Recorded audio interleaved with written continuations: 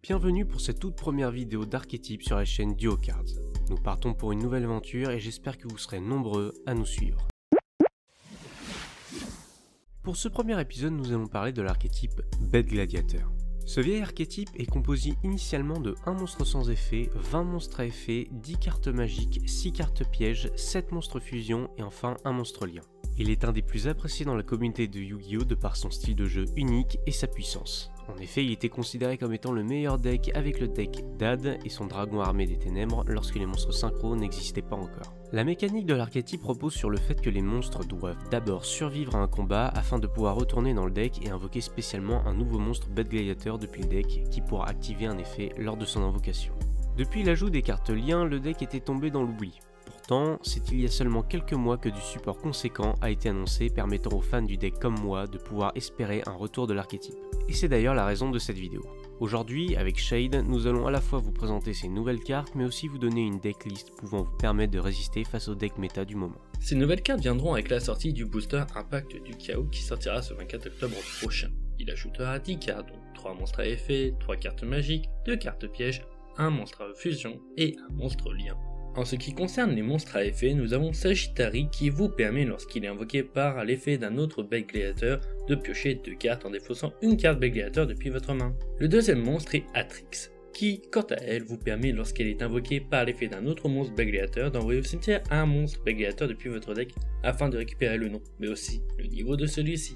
Le dernier est Vespasio Bête Gladiateur. Il peut s'invoquer spécialement depuis votre main durant la damage step, lorsqu'un de vos monstres Bête Gladiateur combat. D'ailleurs, si ce dernier est invoqué par l'effet d'un autre monstre Bête Gladiateur, ce dernier donne 500 points d'attaque à tous les monstres que vous contrôlez. En ce qui concerne les cartes magiques, il y a Retour Bête Gladiateur qui vous permet d'invoquer n'importe quel monstre Bête Gladiateur depuis votre main ou cimetière d'un type différent de ceux que vous contrôlez et le rend non détruisible au combat. Bête Gladiateur Uni est une carte qui vous permettra lors de la battle phase d'invoquer par fusion un monstre Bête Gladiateur en mélangeant les monstres de la main, du terrain et ou du cimetière dans le deck. En revanche, seul le monstre invoqué pourra attaquer durant ce tour. Rejet du Gladiateur vous permettra de rendre inciblable vos monstres Bête Gladiateur excepté durant la battle phase. Néanmoins, vous pourrez aussi, lorsqu'un monstre Bête Gladiateur est invoqué spécialement depuis le deck, en invoquer un deuxième en position de défense mais d'un type différent de ceux déjà présents sur le terrain. Bête Gladiateur Fall vous permettra de détruire un nombre de cartes face recto sur le terrain inférieur ou égal au nombre de Bête Gladiateur que vous contrôlez. La dernière carte piège Bête Gladiateur, n'étant pas très importante pour le deck, fait vite passer à la seule carte fusion et pas des moindres, Domitianus. Ce dernier possède 3 effets. Le premier permet d'annuler l'effet d'un monstre et de le détruire. Le deuxième vous permet de rediriger comme bon vous semble les attaques des monstres de votre adversaire. Et enfin le troisième, comme tous les autres monstres fusion Bête Gladiateur, vous permettra, si vous le souhaitez, de mélanger Domitianus dans l'extra deck et d'invoquer un nombre de Bête Gladiateur de votre choix depuis le deck. Pour finir, la Panthère de Laboratoire est la seule carte lien du renfort. C'est sur cette dernière que tous vos combos reposeront. 2 monstres, dont un monstre Bête Gladiateur sera nécessaire pour son invocation.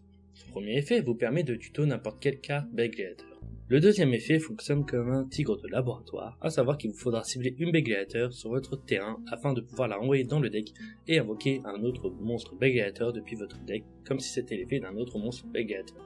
Je vais dès à présent vous présenter la decklist que voici. Pour pouvoir comprendre cette decklist, il faut d'abord comprendre que le but de ce deck est d'invoquer la Panthère de Laboratoire le plus facilement possible. Toutes les Bête Gladiateurs s'invoquent normalement la plupart du temps. Il faudra donc rajouter des cartes pour faciliter l'invocation de la panthère. C'est pour cela dans un premier temps que j'ai voulu ajouter 3 lapins sauveteurs qui vous permettront d'invoquer 2 monstres bêtes sans effet, donc dans ce deck précis, 2 Andal Bête Gladiateur. D'ailleurs en ce qui concerne Andal, je préfère le mettre en 3 fois dans le deck au cas où vous vous retrouviez avec un Andal dans votre main de départ. Si vous ne possédez pas de lapin, le chat de sauvetage est une excellente alternative. Attention cependant aux floraisons de cendres potentielles de votre adversaire puisque le lapin et le chat y sont extrêmement sensibles. En parlant de floraison de cendres, vous pouvez tout à fait en rajouter dans votre deck pour negate les effets de votre adversaire. Pour faciliter l'invocation de la panthère, j'ai décidé de rajouter 3 esprits tennis Vishuda et 2 dinoluteurs Pancraceratops. Le premier peut s'invoquer spécialement lorsqu'il n'y a aucun monstre ou lorsque vous ne contrôlez que des monstres sans effet. Il vous suffira par la suite d'invoquer le moine du tennis en utilisant Vishuda. Ce dernier dans le cimetière pourra activer son effet pour envoyer une carte de l'adversaire dans sa main. C'est donc une très bonne option que vous jouiez en premier ou en deuxième. Les 2 Pancraceratops sont présents pour à peu près la même chose, si ce n'est qu'ils seront utiles que lorsque vous jouerez deuxième, d'où les 2 exemplaires. Ensuite 2 bestiaries afin de pouvoir à la fois détruire des cartes magiques et pièges quand il est invoqué depuis le deck, mais surtout pour invoquer Gisarus. Un Darius pour pouvoir avoir plus de monstres sur votre terrain. 2 Auguste car grâce à son attaque, son effet mais aussi grâce à son niveau, il est un allié précieux pour votre deck et vous donnera accès à Editor bien plus facilement. Je vous déconseille cependant d'en mettre 3 car cela augmenterait votre risque de break. 2 tigres de laboratoire car il vous permet non seulement de pouvoir modifier à volonté vos monstres bêtes gladiateurs, mais aussi d'invoquer plus facilement la panthère de laboratoire puisqu'il s'invoque spécialement sur votre terrain lorsque vous contrôlez un monstre bête gladiateur. 3 Atrix bête gladiateur car elle peut permettre d'exécuter les combos du deck plus facilement. C'est une carte que vous chercherez à avoir dans votre main de départ, d'où les 3 exemplaires. 1 Vespasios pour l'envoyer au cimetière avec Atrix et éventuellement l'utiliser avec bête gladiateur uni. 3 arènes des gladiateurs pour aller tuto la plupart du temps Atrix ou Bestiary. 3 retours de Bad Gladiator parce que c'est juste beaucoup trop fort. Une carte Bad Gladiator unie pour pouvoir faciliter de temps en temps les OTK en invoquant Domitianus lorsque vous avez Vespasios dans votre cimetière.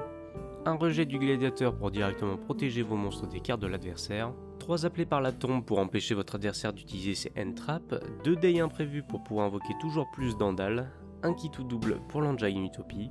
Et enfin, en ce qui concerne les cartes pièges, nous aurons un bête gladiateur folle et un chariot de guerre des bêtes gladiateurs pour rajouter 2 negates potentiels au deck. Pour ce qui est de l'extra deck, il y a un moine du Tani pour aller avec les 3 Vishuda, une Arénélien si vous avez un Andal dans votre main de départ, un Phénix chevalier du cauchemar pour détruire une carte magique ou piège de l'adversaire, 2 panthères de laboratoire car c'est votre carte maîtresse, 2 Domitianus car c'est LE monstre fusion du deck, un Héraclinos pour son contrôle de board, 2 Editors car ils vous permettront d'invoquer tous les monstres fusion bêtes gladiateurs, 2 Gisarus car c'est votre carte de destruction massive, un numéro transmuté pour annonciateur dragon titanesque galactique pour encore plus de negate, et enfin les 2 numéros 39 Utopie et Utopie double pour éventuellement OTK votre adversaire. Nous allons maintenant passer au combo du deck. Le combo principal du deck nécessite d'avoir dans sa main de départ soit un monstre s'invoquant facilement comme Vishuda ou Pancraceratops et 2 monstres bêtes gladiateurs dont Atrix bête gladiateur, soit un lapin de sauvetage et Atrix. Nous prendrons l'exemple du lapin pour cette vidéo mais partez du principe que cela fonctionne exactement pareil avec Vishuda et ou Pancraceratops.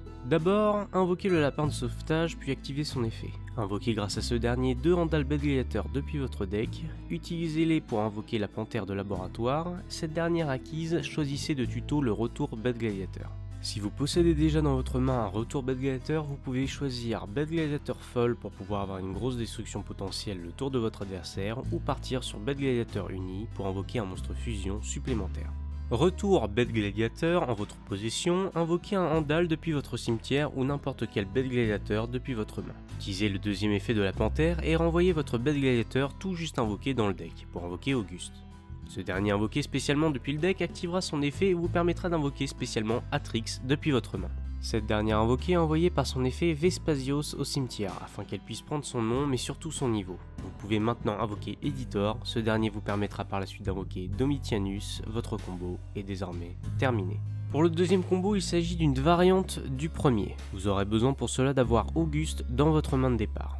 Au début, rien ne change, c'est au moment d'invoquer Atrix que vous invoquerez le deuxième Auguste à la place. Ce deuxième Auguste vous permettra à son tour d'invoquer Atrix, vous laissant un Auguste à la fin de votre combo pour invoquer par Xyz le numéro 38 en utilisant Editor et Auguste afin de vous rajouter une negate supplémentaire sur le board.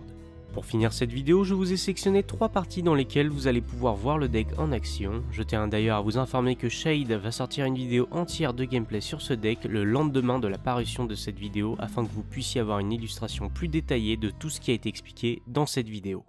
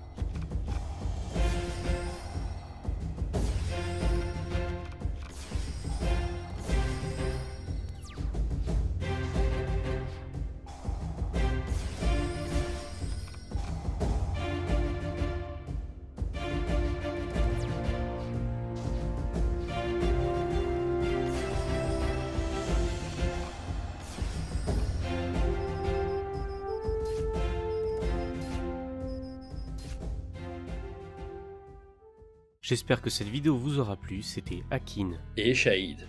Salut tout le monde.